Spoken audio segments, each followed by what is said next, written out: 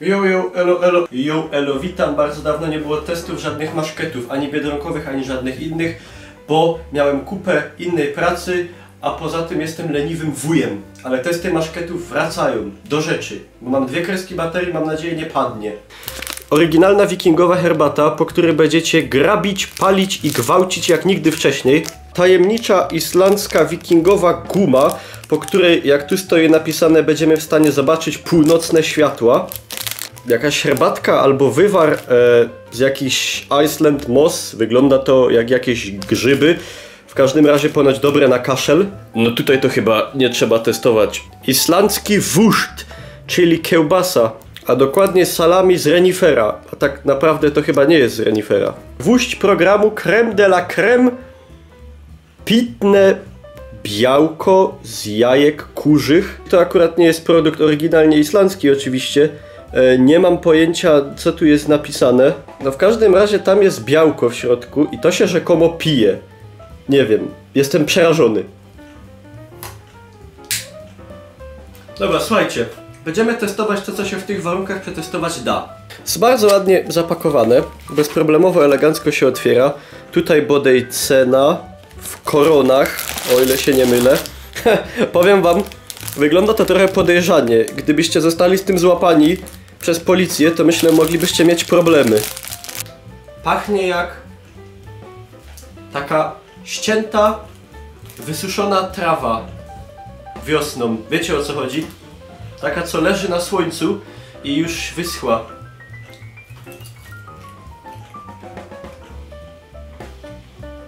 Jest mega specyficzne. Smakuje trochę jak ta ukraińska mega wysuszona ryba, którą się tam serwuje na przykład do piwa.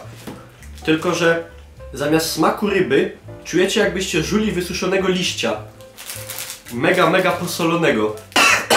Coś normalniejszego, czyli te salami z renifera, które tak naprawdę nie jest z renifera, bo wszyscy wiedzą, że prawdziwe salami robi się z nutri. Bardzo ładnie pachnie, trochę jak chorizo. Czy to też będzie takie dziwne? Smakuje w zasadzie jak takie bardziej ciągliwe chorizo właśnie, trochę mniej, powiedzmy, pikantne. To jest generalnie bardzo dobre. I gwóźdź programu, czyli płynne białko z azjatyckich jajek. Powiem szczerze, trochę się boję, bo zawsze gdzieś same białko z jajka, jakoś ta konsystencja tak trochę odrzuca delikatnie mnie. No pieronie. O, poszło. Kompletnie zero zapachu jakiegokolwiek, co trochę przeraża. Dobra, wasze.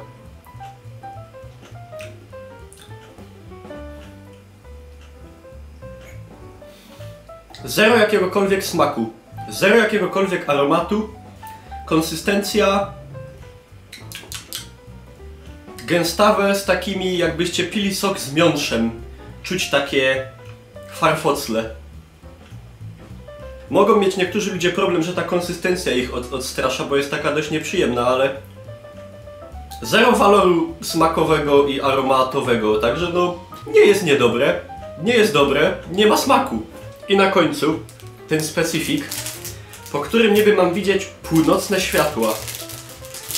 Zobaczmy, czy jakiekolwiek światła będziemy po tym widzieć. Taka piguła. No nic no, zarzućmy.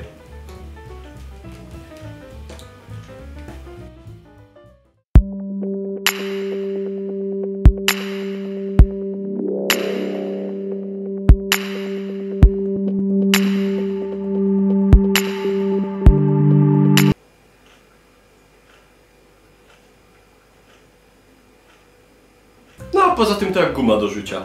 I to by było na razie tyle. Jak zaparzę te wszystkie zioła, to powiem wam, czy się zamieniłem w wikinga. Dzięki pięknie za uwagę, moi drodzy.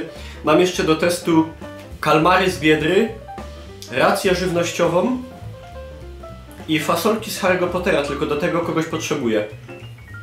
A, i dymioną wątrobę dorsza bodaj. Dajcie znać, co byście chcieli obejrzeć i dawajcie propozycje oczywiście kolejnych testów jakichś dziwnych maszketów. A ja tymczasem spadam, zostawcie łapę i widzimy się za niedługo.